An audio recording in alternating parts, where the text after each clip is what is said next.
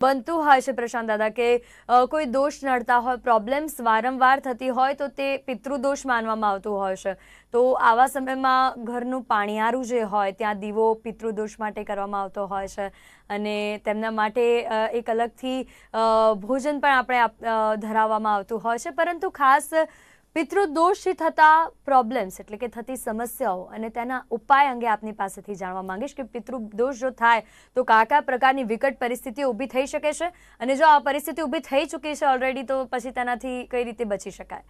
જી, આ વાત પણ દર્શક મિત્રો માટે ખૂબ અગત્યની બની રહેશે, કારણ કે આપણા શાસ્ત્રની અંદર બધું જ લખ્યું છે, બધી જ બાબતનું સ્પષ્ટીકરણ કર્યું છે.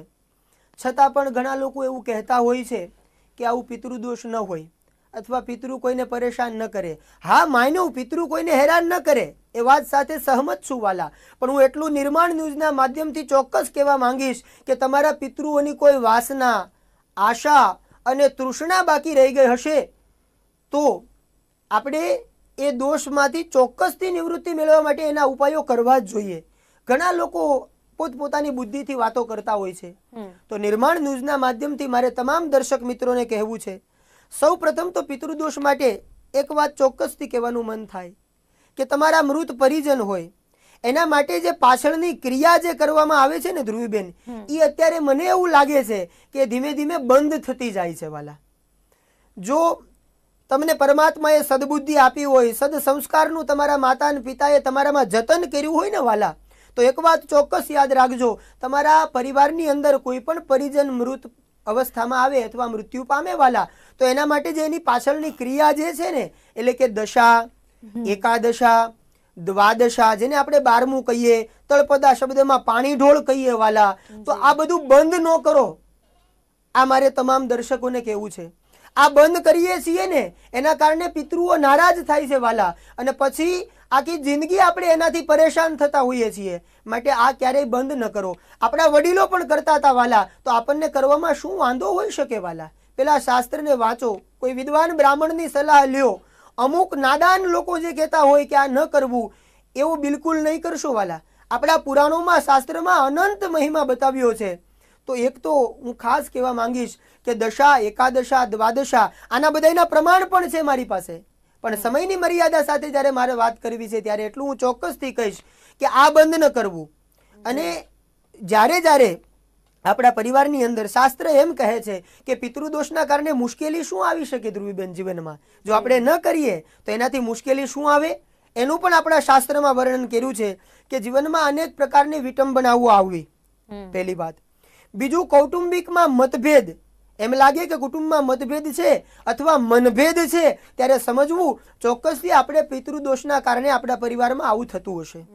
ત્યારબાદ માંગલિક કાર્યો ન થવા, તમારા સંતાનો પરણવા જેવડા થઈ ગયા હોય છતાં એમના વિવાહ ન થવા વાલા, જમીન મકાન, આવા જે આપણા સુખાકારીના જે સાધનો છે એનાથી આપણે વંચિત રહીએ, માંગલિક કાર્યોમાં વિલંબ થતો હોય ત્યારે ચોક્કસથી યાદ રાખજો વાલા, ઘરની અંદર બ્રાહ્મણોને બોલાવી અને તમે તમારા પિતૃઓનું તર્પણ કરાવજો, શ્રાદ્ધ કરજો. આનાથી તમારા પિતૃઓ પ્રસન્ન રહેશે અને તમારી ઉપર અમૃતનો વરસાદ વરસાવશે વાલા. એટલે પિતૃદોષ મને તમને આવું સમજાવતા હોય છે. શક્ય હોય તો નારાયણ બલિ કરાવો, ભાગવત સપ્તાહ કરાવો. ધ્રુવબેન, આપણા આદિત્ય પુરાણ, આમ તો બધા જ પુરાણમાં લખ્યું છે, પણ બે નાના ઉદાહરણ આપું કે આપણું આદિત્ય પુરાણ અને આપણું માર્કંડેય પુરાણ મને તમને એમ સમજાવે, જો આપણે આ શ્રાદ્ધ ન કરીએ અથવા પિતૃના નિવારણ ન કરીએ તો શું થાય કે ન સંતિ પિતરસ્તેતિ કૃત્વા મનસી વર્તતે શ્રાદ્ધમ ન કુરુતે યસ્તુ તસ્ય રક્તમ પિબંતિ તે. માર્કંડેય પુરાણ કહે, ન તત્ર વીરા જાયન્તે નારોગ્યમ ન શતાયુષ ન ચ શ્રેયોધિગચ્છન્તિ યત્ર શ્રાદ્ધમ વિવર્જિતમ. આદિત્ય પુરાણ અને માર્કંડેય પુરાણ મને તમને એમ કહે કે આપણા પૂર્વજો મૃત્યુ પામે એના બાદ એની જે કંઈ કાર્ય થતા હોય એ બધા કરવા જોઈએ વાલા.